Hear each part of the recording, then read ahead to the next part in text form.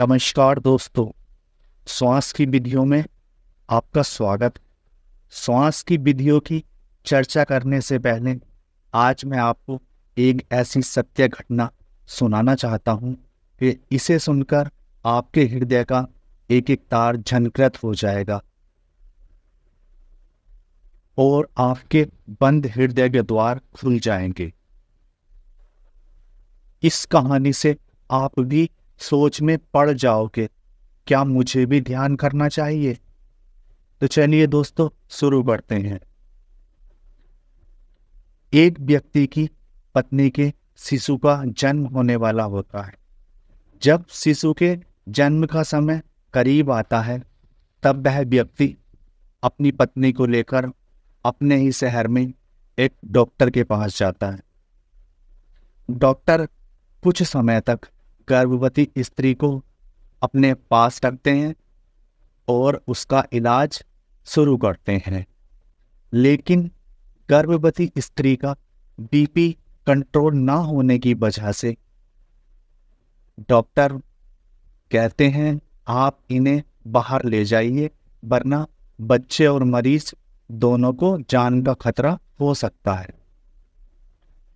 तब वह व्यक्ति डॉक्टर की बात सुनकर अपनी पत्नी को लेकर शहर से बाहर जाता है। उस व्यक्ति के साथ उसके माता पिता भी होते हैं। हॉस्पिटल पहुंचने के बाद डॉक्टर मरीज को अंदर ले जाकर ऑपरेशन शुरू करते हैं। अंदर ऑपरेशन चलता रहता है और बाहर वह व्यक्ति अपनी माता पिता के साथ इंतजार करता है कब ऑपरेशन सफलतापूर्वक हो। लेकिन कुछ देर बाद डॉक्टर मरे हुए बच्चे को लाकर उसके पिता की गोद में दे देते हैं। बच्चे का पिता बच्चे को गोद में लेकर देखता रहता है। बच्चे के पिता की आंखों में कोई आंसू नहीं था। बच्चे के पिता की आंखों में शून्य भाव होता है। बच्चे का पिता निर्भाव होता है। बच्चे का पिता शांत आंखों से बच्चे को देखता रहता है। अभी अभी हाथों हाथ जन्मे बच्चे का सौंदर्य अद्भुत था, चाहे वह मृत ही क्यों न था। दुख और अनेक भावनाएं उस बच्चे के पिता को घेरने की कोशिश करते हैं, लेकिन बच्चे का पिता शून्य भाव में स्थिर रहता है, क्योंकि बच्चे का पिता एक ध्यानी था और उसे 1 वर्ष के करीब ध्यान करते हुए हो गया था। डॉक्टर बच्चे के पिता से बोलते हैं, पानी की थैली फट जाने की वजह से बड़ी मुश्किल से बच्चे को बाहर खींचा है। अगर बच्चे को बचाने की कोशिश करते तब बच्चे और माँ दोनों की जान जा सकती थी, लेकिन अब बच्चे की माँ सुरक्षित है। बच्चे का पिता शून्य भाव से डॉक्टर की बात सुनता रहता है और अपनी गोद में उस मृत बच्चे को देखता रहता है, लेकिन उसकी आंखों में आंसू नहीं थे। कुछ घंटे बीत जाने के बाद मृत बच्चे को अपने शहर में वापस लाकर कब्रिस्तान में दफना देते हैं। उसी रात के अंधेरे में उस मृत बच्चे को दफना देते हैं। इसी प्रक्रिया में रात के 3 बज जाते हैं। बच्चे का पिता अपनी माता को अपनी पत्नी के पास छोड़कर कक्ष से बाहर आ जाता है और गैलरी में आकर शवासन में लेटकर ध्यान करना शुरू कर देता है, जो लगभग रात्रि के 3 बजे का समय होता है। ध्यान करते करते अचानक उसे ऐसा महसूस होता है जैसे हॉस्पिटल का कुछ स्टाफ उसके पास से गुजरा हो और बात करता हो कि देखो यह कैसे पड़ा है, जैसे मर गया हो। और वह व्यक्ति ध्यान की अवस्था में लेटे लेटे सब सुनता रहता है और शांत लेटा रहता है, जैसे कुछ हुआ ही ना हो।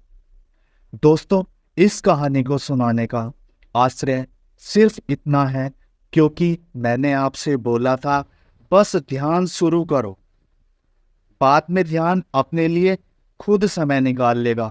परिस्थिति चाहे कैसी भी क्यों ना हो, ध्यान जब आपके जीवन में आसन की तरह उतर जाएगा तो पूरा जीवन ही ध्यान बन जाएगा। फिर परिस्थितियां फर्क नहीं डालती हैं, क्योंकि व्यक्ति स्वयं के भीतर जाने की कला सीखनी शुरू कर देता है। तो दोस्तों चलिए अब श्वास की विधि को शुरू करते हैं। दोस्तों आज जो मैं विधि बताने जा रहा हूं यह मेरे स्वयं के अनुभव पर है।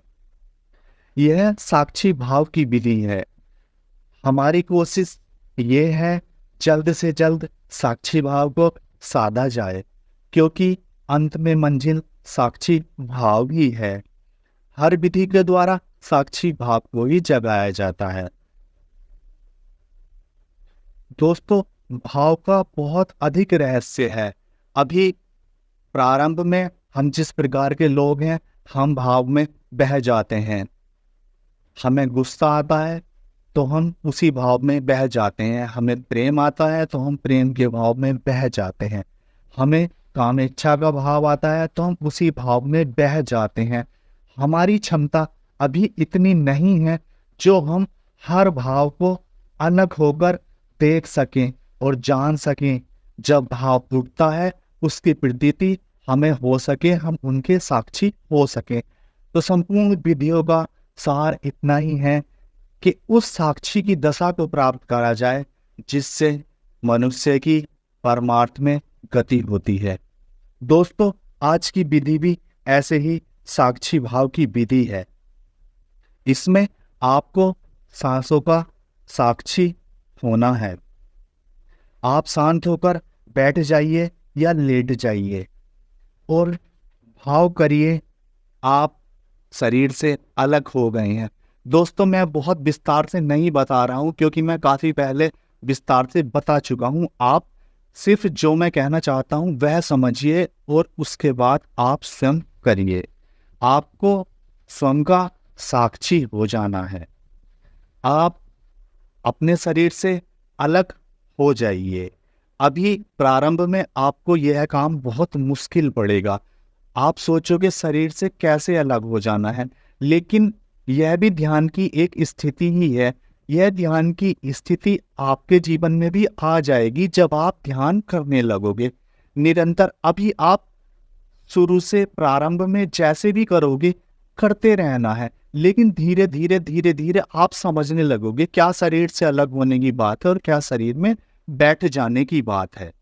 तो प्रारंभ है और मेहनत करने से ही परिणाम सामने आते हैं।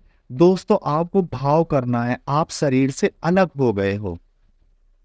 अब आपको क्या करना है, आपको स्वयं को नहीं देखना है।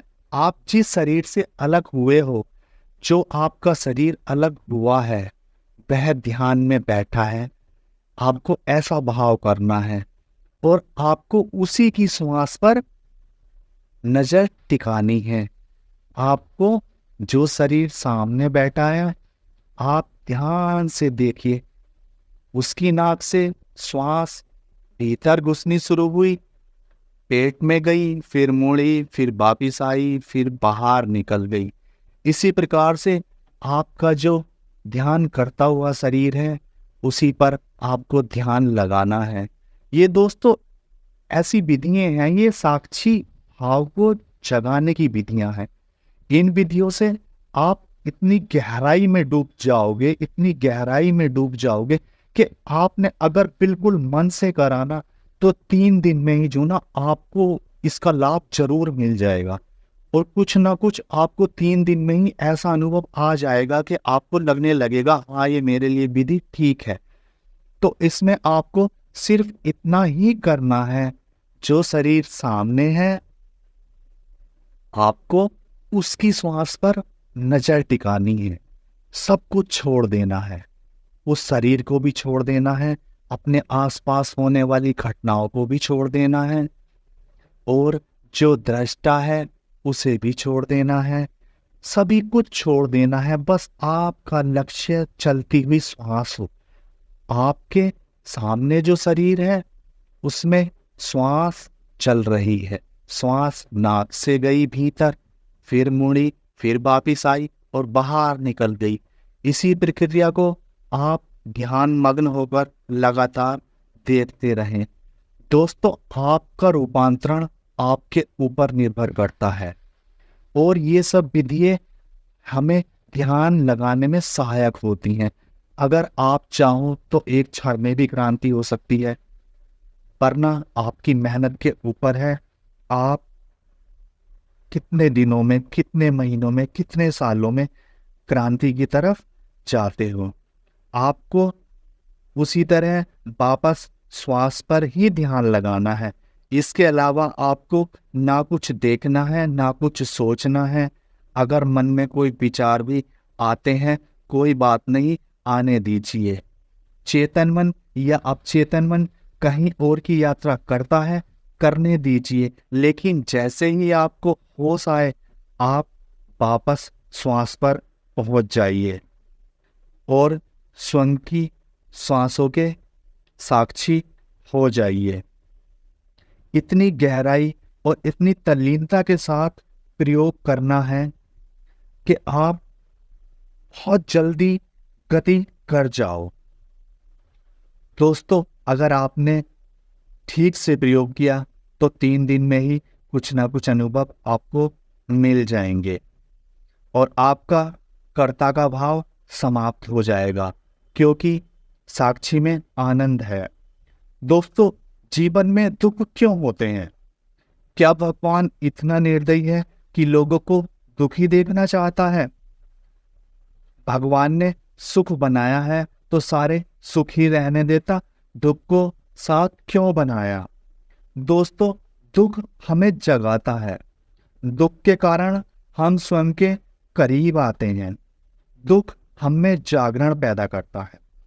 दुख से हमारे मस्तिष्क के तंतु अधिक सक्रिय होते हैं। दुख हमें स्वयं के करीब लाता है। दोस्तों, संपूर्ण सार इतना ही है कि हमें अपनी चेतना को जानना है। हमें भगवान के होने का आभास प्राप्त करना है। अच्छा दोस्तों, आज इस वीडियो को मैं यहीं पर समाप्त करता हूँ और बहुत जल्दी किसी नई वीडियो के साथ आपको फिर मिलूंगा। आप सभी को नमस्कार।